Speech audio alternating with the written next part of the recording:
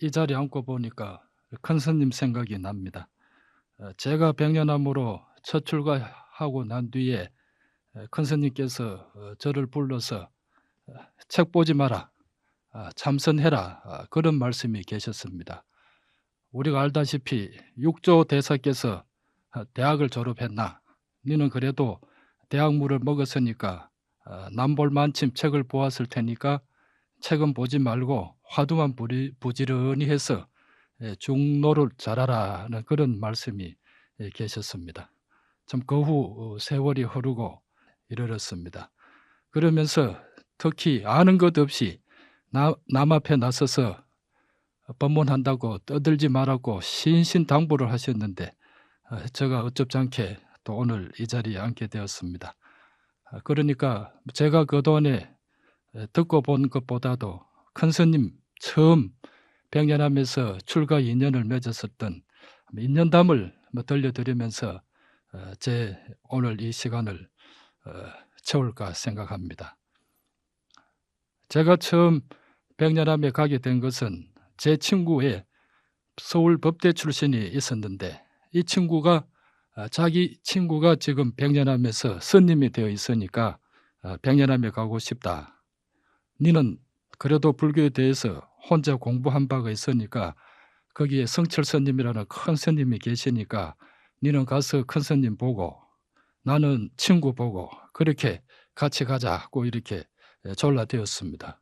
그랬지만은 대구서 그때 행사 가는 길이 쉽지 않은 길이었기 때문에 또 성철 스님이 어떤 분인지 저는 잘 모르는 시절이었기 때문에 망설이고 했습니다. 그러나 친구는 자기 친구 보고 싶은 그 정이 얼마나 강했던지 저를 기어이 동반해 가고자 했습니다. 그래서 참 저도 마지못해서 따라 나섰던 그런 기억이 있습니다. 그래서 백년암을 올라가서 그 친구 스님을 만나 보니까 이제 출가하신 지가 한 4년 된다고 그럽니다. 그래서 그 친구 스님 따라서 성철 큰 스님을 첫 친견하게 되었습니다. 스님께 삼배를 드리고 앉으니까 웬 놈들이냐, 어디서 온 놈들이냐, 꼭 화경등 같은 눈을 치켜뜨시면서 노려보시는데 저희들이 좀 움찔하는 그런 인상을 받았습니다. 스님의 그 불타는 듯한 형령한 눈빛은 지금도 눈에 선하게 남아 있습니다. 그래서 저희들이 아무개 스님 친구들입니다. 꼭 그렇게 저희들이 인사를 드리니 어째서 너가 스님하고 친구고 너가 어떻게 속인이 친구가 될 수 있나? 스님은 스님이고 너희는 출가 못했으니까 쫄장부라는 말씀을 강조하셨습니다. 그래서 스님, 그렇지만은 오늘 저희들 큰 스님 뵙는 그런 큰 기쁨을 가졌습니다. 저희들이 큰 스님 친견한 기념으로 이 세상에서 살아갈 수 있는 좌우명을 한 말씀 해 주십시오. 그러면은 스님 배운 기념으로 삼겠습니다. 그 말씀드리니까 스님께서 그 참 행행한 눈빛으로 한참 뚫어져라 바라보시더니 그냥 공짜는 안 된다. 절돈 3,000원 내놔라 하셨습니다. 그래서 절돈 3,000원이라는 그 말씀에 저희들은 돈 3,000원이라는 말만 귀에 들어와 가지고 저희들 주머니를 뒤져서 현금 3,000원을 펴서 큰 스님 앞에 내어놓으니까 이놈들 나는 그런 돈 필요 없다. 나에게는 절돈 3,000원이 필요하다라고 하셨습니다. 그래서 여기서 절돈이라 그러니까 그러면 백년하면서 무슨 따로 돈을 찍어내는가 하고 이렇게 어리둥절해 있으니까 옆에 있던 스님 친구가 부처님 앞에 가서 3,000배 하시라는 말씀이다고 하셨습니다. 그래서 3,000배라는 말을 그때 처음 저희들이 듣게 되었습니다. 그래서 제가 다시 말씀드리기를 큰 스님, 비구는 250개, 비구니는 500개, 보살개는 48개를 갖추는 것으로 알고 있습니다. 그런데 우리는 그런 스님 되려고 들어온 것도 아니고 보살개 받으려고 온 것도 아니고 다만 오늘 큰 스님 친견했으니까 스님 배운 그 몫으로 한 말씀만 딱 해주시면 되는데 절돈 3,000원이 필요하시겠습니까? 이렇게 말씀을 드렸더니만은 스님께서 이놈은 불교에 대해서 뭘 좀 아는가 보지. 그러면 니는 절돈 3,000원 가지고 안 되겠다. 10,000원 내놔라. 이렇게 말씀을 하셨습니다. 그래서 같이 간 친구는 3,000배, 저는 10,000배 하기로 큰 스님과 이제 흥정이 끝나서 물러나왔습니다. 처음에는 뭐 3,000배, 10,000배가 그렇게 참 쉬운 줄 알고 선뜻 대답을 했는데 지금 생각해 보니까 좀 무식한 소치가 아니었나 생각합니다. 그래서 물러나와서 점심을 먹고 큰 스님께서 당부하기를 세끼 밥은 먹어라. 10,000배도 마냥 10,000배를 하는 것이 아니라 24시간 안에 10,000배를 해야 된다. 그러니까 그동안에 끼니는 먹어라. 끼니 먹는 외에는 법당에 올라가서 절해야만이 24시간 만에 10,000배를 채운다 하셨습니다.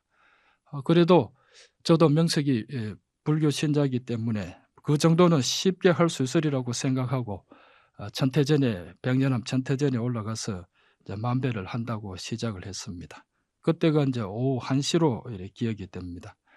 추라고 절을 하고 했는데도 숫자도 잘 세워지지 않고 그때가 3월 말로 기억이 되는데 3시 그때 5시가 저녁 공양 시간인 걸로 기억이 됩니다.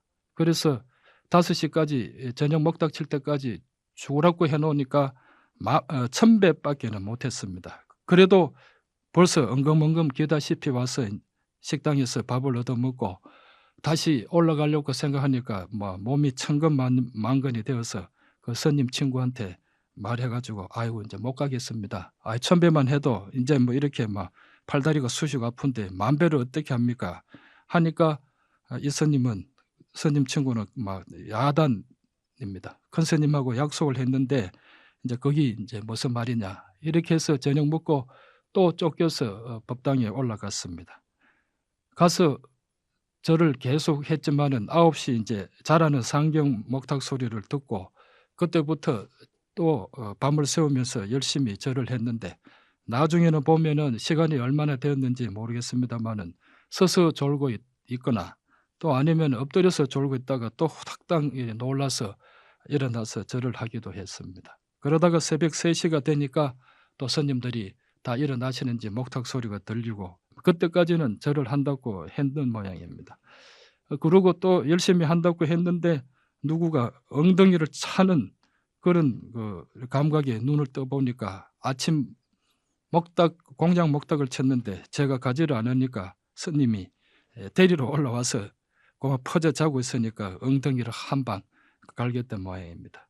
이렇게 해서 참 힘드는 절을 하고 아침이 되니까 도저히 뭐 이제 좌우명도 필요 없고 10,000배도 필요 없고 큰 스님 뵙는 것도 필요 없고 아이고 나 집에 갈랍니다고 스님께 부탁을 하니까 아이고 그래 가면은 안 된다 이거지. 그런 일이 니만 참 가면 니는 가면 그만이지만은 나는 큰 스님한테 친구들 잘못 절식인 죄로 자기가 쫓겨난다는 겁니다. 그래서 기어이 또 절을 하라고 해서 그날 다시 올라가서 또 절을 하는데 이제는 일어서지도 못하겠고 앉지도 못하겠고 뭐 그러다가 할 수 없이 허리만 뭐 참 조아리면서 머리만 조아리면서 그렇게 또 몇천 배를 했나 봅니다. 그러고도 숫자는 10,000배는 채워지지 않고 12시가 되니까 막 사람이 가슴이 터질 것만 같고 도저히 거기 앉아 있을 수 없어서 그 천태전을 내려오고 말았습니다.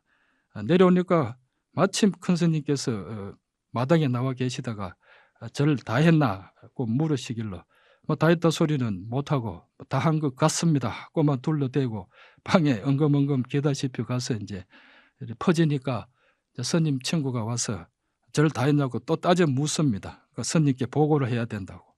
아이고 이렇게 참 무지막지한 곳이 어딨나 하는 생각이 들고 했습니다만은 그 스님께 나는 뭐 이제 스님 안 봐도 되니까 이제 갈랍니다고 하니까 그래도 절을 했든지 말았든지 노력은 했으니까 스님 뵙고 가라 이래 가지고 이제 친구하고 같이 큰 스님 방에 이제 들어가게 되었습니다. 그러니까 이제 큰 스님께서 어제 너희들이 내한테 뭐라고 물었냐 이러시길래 좌우명 한 말씀 주십사 했습니다. 그 말씀을 올리니까 오늘 저런 너희들 낯짝 보니까 뭐 내가 좌우명 주어도 지킬 것 같지도 않고 또 그러니까 뭐 그냥 가라 뭐 이런 뭐 참 식으로 시쁘게 말씀을 하셨습니다. 그래서 저는 순간적으로 생사람 참 고생시켜 놓고 이제 와서 이제 그냥 가라 하신다는 그런 또 섭섭한 생각도 들고 또 오기도 이래 생기고 했습니다. 지키고 안 지키고는 나중 문제고 우선 이래 주시긴 하셔야 안 됩니까? 꼭 한 말씀 주십시오. 그 말씀을 올리니까 지키지도 못할 거 주면 못하노. 그래도 성의를 보였으니까 이제 한 말씀 해주지, 한 말 해주지. 이것처럼 그렇지만은 지키기는 참 어려울 걸 이러시면서 뜸을 들이셨습니다. 그래서 저희들은 무슨 말씀을 저렇게 하시려고 뜸을 들이시나 생각하며 잔뜩 기대를 가졌습니다. 그런데 큰 스님께서 그렇게 어렵게 주시는 말씀이 속이지 마라. 평생 속이지 말고 살아라. 이렇게 말씀하셨습니다. 그 말씀을 듣는 순간 저는 정말 낙담천만이었습니다. 사람 그렇게 고생시켜 놓고 도가 높은 큰 스님께서 하신 말씀들이 어제는 저희들에게 쫄짱부라고 그렇게 타박도 주신 어른이 오늘 좌우명을 주신다는 것이 속이지 마라 하시는 이 말씀 아닙니까? 우리가 졸장부를 면하고 오늘 큰 스님 말씀 드리면은 당장에 무언가 대장부가 될 수 있는 무슨 큰 오묘한 말씀을 주실 줄 알았는데 기껏 속이지 마라 하시는 이 흔하고 흔한 말씀을 이렇게 주시니까 정말 저로서는 실망불감이었습니다. 그래서 저는 큰 스님께서 속이지 마라 하는 말씀을 듣는 그 순간 오히려 내가 큰 스님에게 속았다. 정말 큰 스님에게 속았다 하는 그런 기분이 머리를 스치고 지나가면서 실망스러운 모습이 이제 얼굴에 나타났겠죠. 또 그러자 큰 스님께서 빤히 쳐다보시면서 와, 뭐 그래 생각하노? 너무 무거운 짐 같은가? 그러면은 무거우면은 내려놓고 가면 되지 않나? 내가 너희들 언제 봤다고 무거운 짐 지어 놓겠나? 무거우면 내려놓아라 하시는 그런 말씀이 퍽 덕이연한 모습이었습니다. 그러니까 저는 또 속으로는 큰 스님께 속았다는 기분이 들지만은 어른께서 또 막상 그렇게 말씀하시니까 아닙니다. 참 좋은 말씀 주셨습니다. 가서 열심히 지켜보겠습니다. 하고 인사를 드리고 이제 물러나와서 참 백년함을 쩔뚝거리면서 내려왔습니다. 그렇게 내려오고 난 뒤에 큰 스님에 대한 그 인상도 이래 차츰차츰 이렇게 집어져 가고 있었습니다. 어릴 때부터 어른들한테 들어온 말이 속이지 마라는 말씀 아닙니까? 그런데 저렇게 돈 높은 스님이 참 절돈 10,000원까지 받으시면서도 그분 애들보다도 더 참 귀하고 높은 말씀을 해 주셔야 하셨을 텐데 꼭 평상인과 다름없는 그런 속이지 마라는 말씀밖에 하실 것이 없었을까. 참 그런 좀 실망스러운 생각은 떠나지 않고 있었습니다. 참 정말 저 자신은 그동안 살아오면서 남을 속이지 않으려고 무던히 노력해 왔다고 생각하고 또 열심히 살아왔다고 생각하는 사람으로서 큰 스님의 속이지 마라는 말씀은 크게 저한테 실망이 되었다고 지금도 기억이 됩니다. 그 후 이제 세월이 흐르고 몇 개월이 이제 지난 뒤에 하루는 이제 책상 머리에서 공부를 한다시고 책을 펼치고 앉아 있는데 호련히 한 생각이 번개처럼 머리를 스치고 지나갔습니다. 그렇다면은 큰 스님께서 정말 평생 내가 지키지 못할 그런 좌우명을 주신 것이 아닌가 이렇게 생각하고 무릎을 쳤습니다. 그렇다. 지금까지 내가 살아오면서 내가 남을 속인 일은 없었다. 정말 남을 이롭게 하려고 노력했고 남을 잘되기 위해서 노력했을 망정 남을 속이려 한 적은 없었다. 그렇지만 내가 내 스스로에게 속인 일은 어찌다 말로 할 수 있을까 하는 그런 생각이었습니다.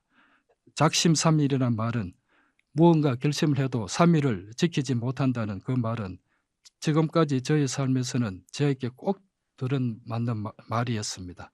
정말 제가 저에게 약속한 것은 한 번도 제대로 지켜본 적이 없었습니다. 그런데 큰 스님께서 하신 그 속이지 마라는 그 말씀을 나 자신을 너 자신을 속이지 마라. 이런 말씀으로 한마디 더 보태면은 정말 평생 제가 갖추어 가도 좌우명으로서 지키지 못할 그런 엄청난 무게로 그 말씀이 새롭게 다가왔습니다. 그래 그런 생각이 드니까 다시 참 그렇게 되돌아보기 싫던 백년함을 다시 찾게 되고 이제 큰 스님을 찾아뵈었습니다. 그것이 스님 처음 뵙고 난 뒤에 한 3개월 후가 되는 것 같습니다. 그래서 큰 스님 찾아뵈오니까 그날은 백년암 굳게 닫혀 있다던 문도 열려 있고 다른 스님들도 뵈지도 않고 큰 스님 한 분이서 마당을 유유자적하게 거닐고 계셨습니다. 그래서 저는 반가워서 스님께 찾아가서 인사를 올리고 제 아무 것입니다 하니까 큰 스님께서도 누군지 뭐 아는 체를 하시지도 않고 어떤 놈이냐고만 되물었습니다.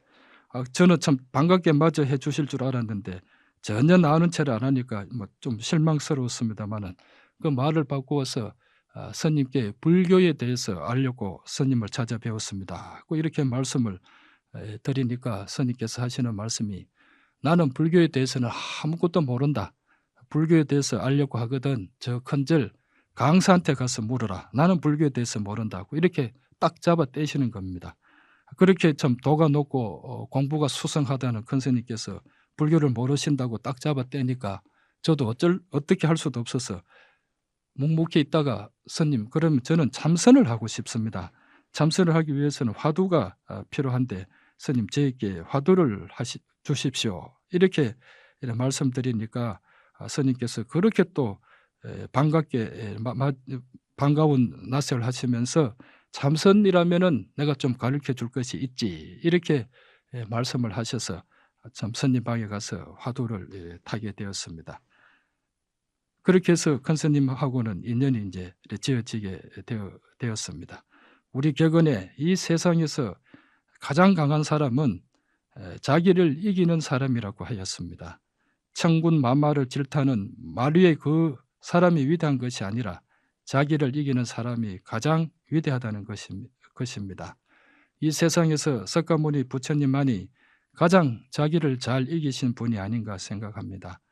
큰 스님 말씀과 같이 남도 속이지 않을 뿐만 아니라 자기를 속이지 않는 삶을 살아가는 사람이 될 것을 가장 큰 스님께서는 바라신 것 같습니다. 큰 스님께서는 또 평범하게도 거짓말하지 말라고 하셨습니다.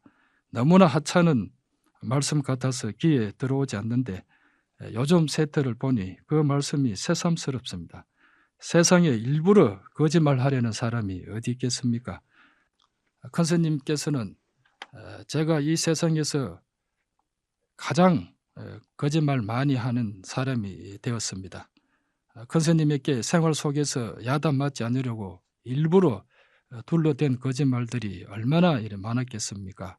또 큰 스님께서는 기억력이 뛰어나시니까 제가 둘러댄 거짓말도 며칠 못 가서 탄로 나곤 했습니다. 그래서 더 야단 맞기도 합니다. 가정생활을 보면은 처사님들에게 보살님들은 이런저런 집안일 또 아들 딸들 일로 해서 얼마나 많은 말을 돌려대면서 살아가고 있습니까? 또 바깥 처사님들은 처사님들대로 또 가정의 한목을 위해서 얼마나 돌려댄 말들이 많겠습니까? 이런 거짓말들은 다 가정의 평화와 화목을 위해서 필요한 악일런지도 모르겠습니다.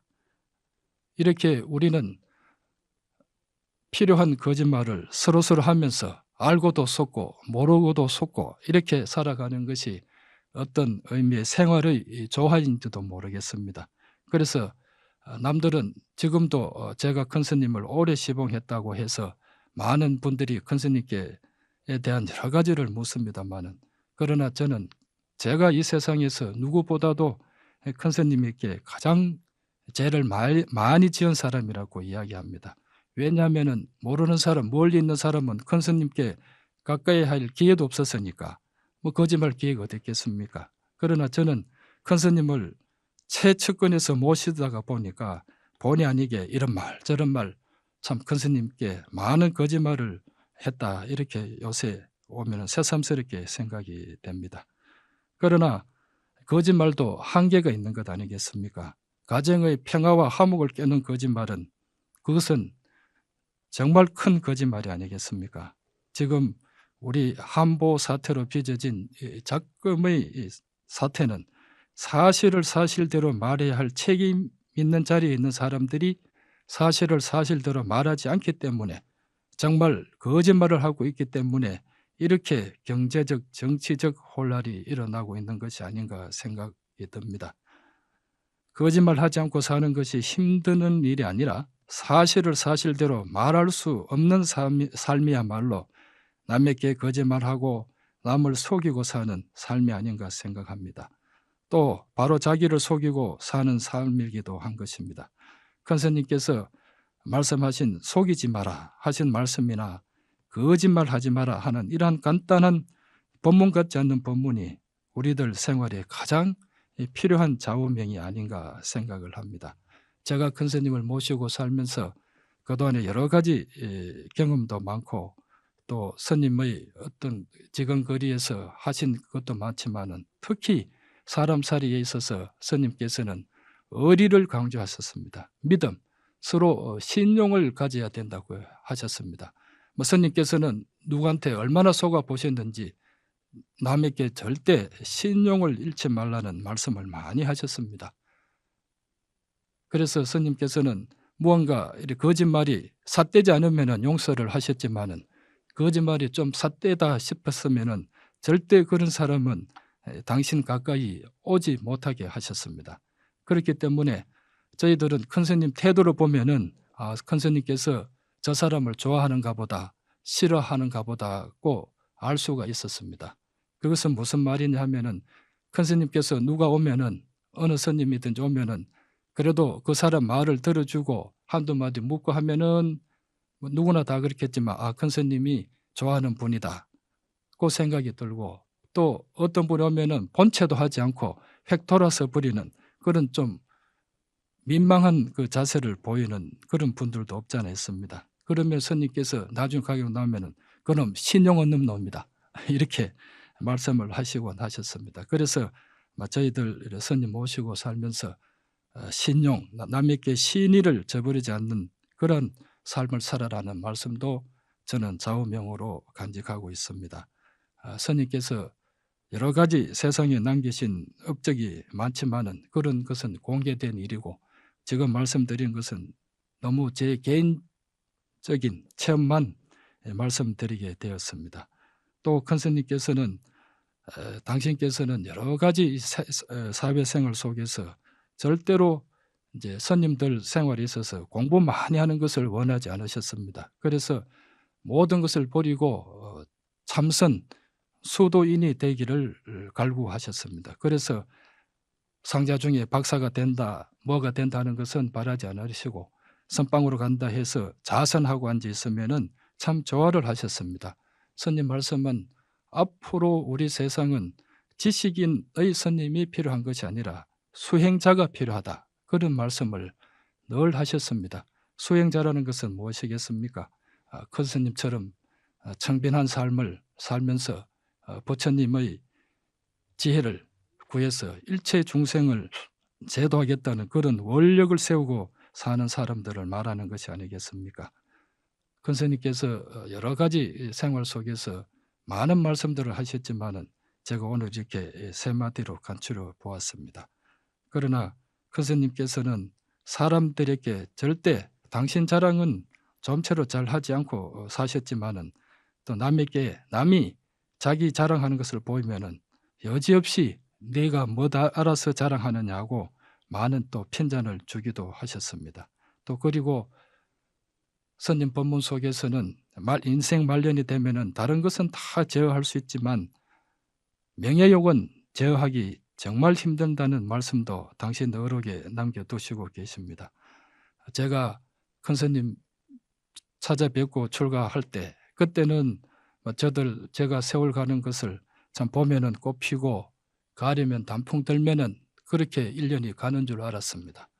그러나 이쯤 와서 큰 스님 사리탑 불사를 한다고 여기저기 쫓아다니면서 어느 날 거울을 보면은 참 귀 밑에도 저도 서리가 슬슬 내리기 시작을 했습니다.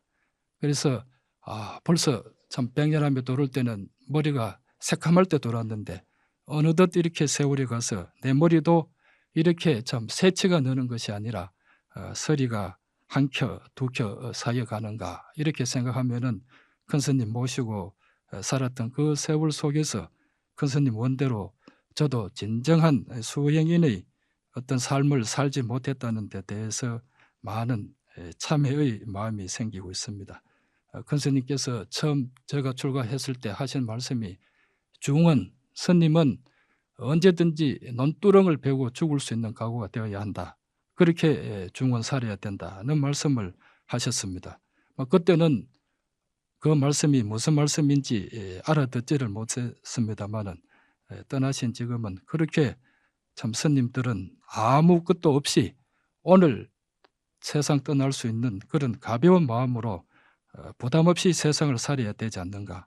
가진 것이 많으면 많을수록 얼마나 살아가는데 세상 사람도 부담이 되는데 우리 스님들로서도 얼마나 부담이 되겠습니까? 그래서 큰 스님께서 말씀하신 논두렁을 베고 죽을 수 있는 각오로 중원 살아야 된다는 말씀을 저희들도 한번 우리 일상생활 속에서 한 번 더 큰 스님 말씀을 유추해 봐야 되지 않을까 생각을 합니다.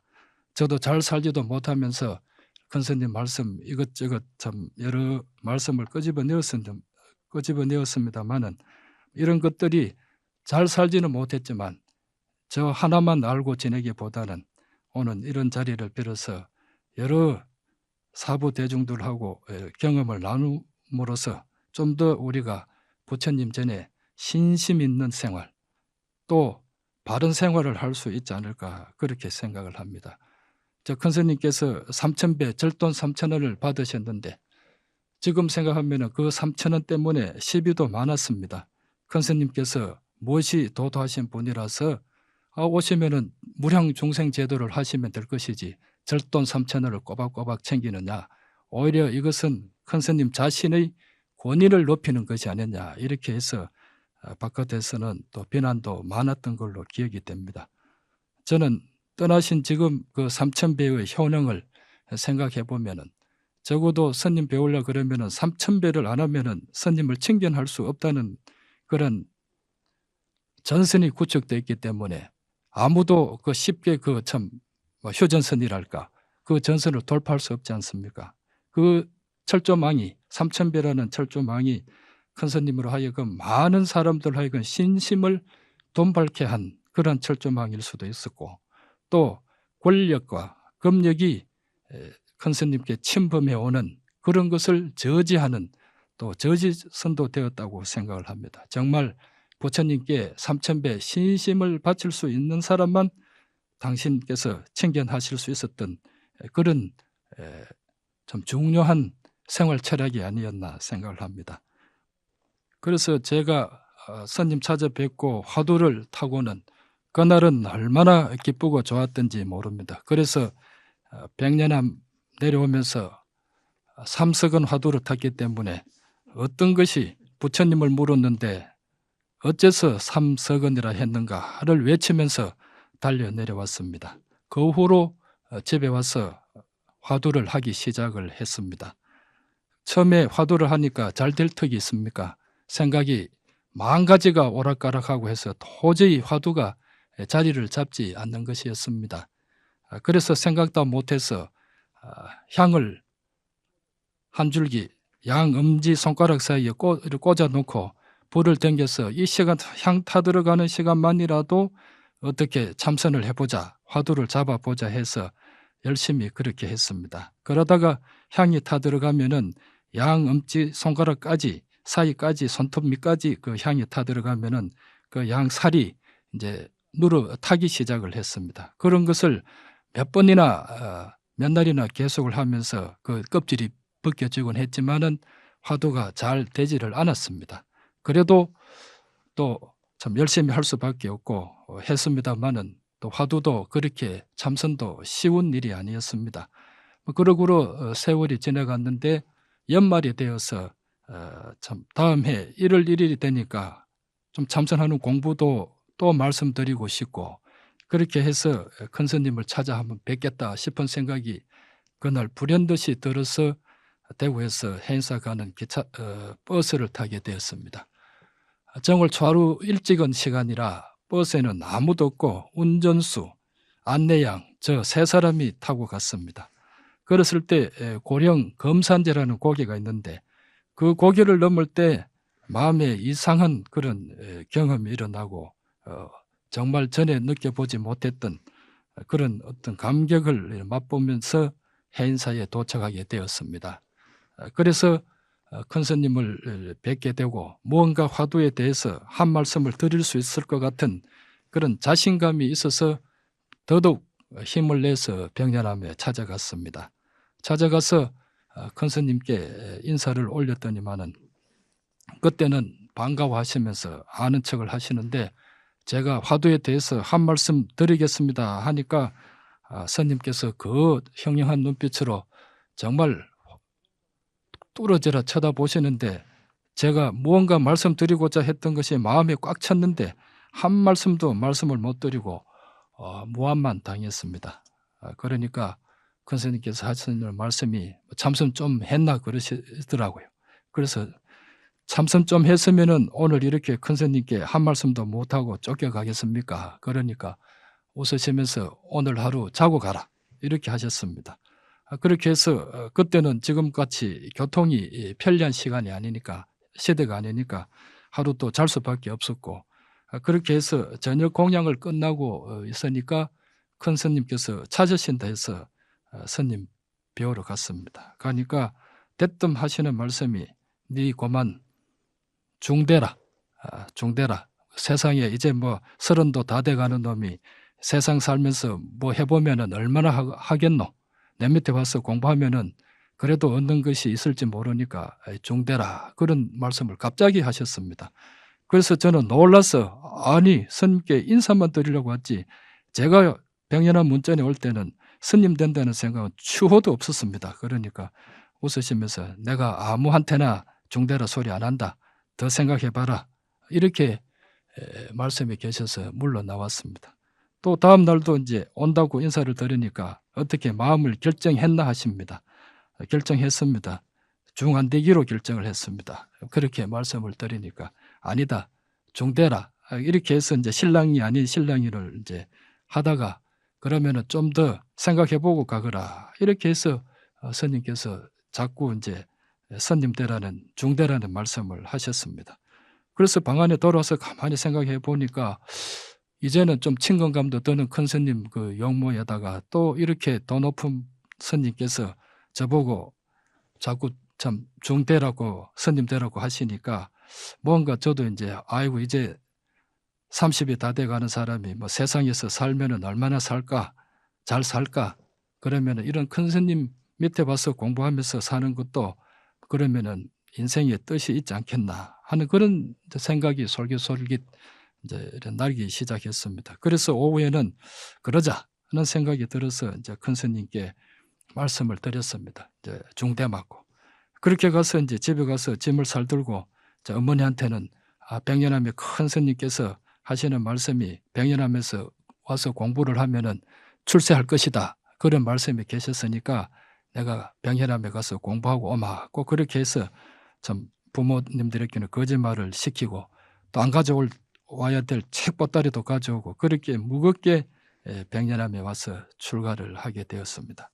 그렇게 해서 큰 스님하고 인연이 이래 지워져서 제가 백년함을 출가해서 지금까지 백년함에 살게 되는 그런 인연을 가지게 되었습니다. 지금 생각해 보면은 정말 제 팔자에는 스님들 팔자가 있다고는 생각지도 않았는데 어떻게 이렇게 참 스님 떠나시고 나서도 오늘까지 백년함이 있으면서 잘하지도 못하지만은 큰 스님 유업을 기려가는 힘드는 일을 하고 있습니다. 아무튼 오랫동안 제 말씀을 들어주신 사부 대중 여러분들에게 감사를 드립니다. 모두 성불합시다.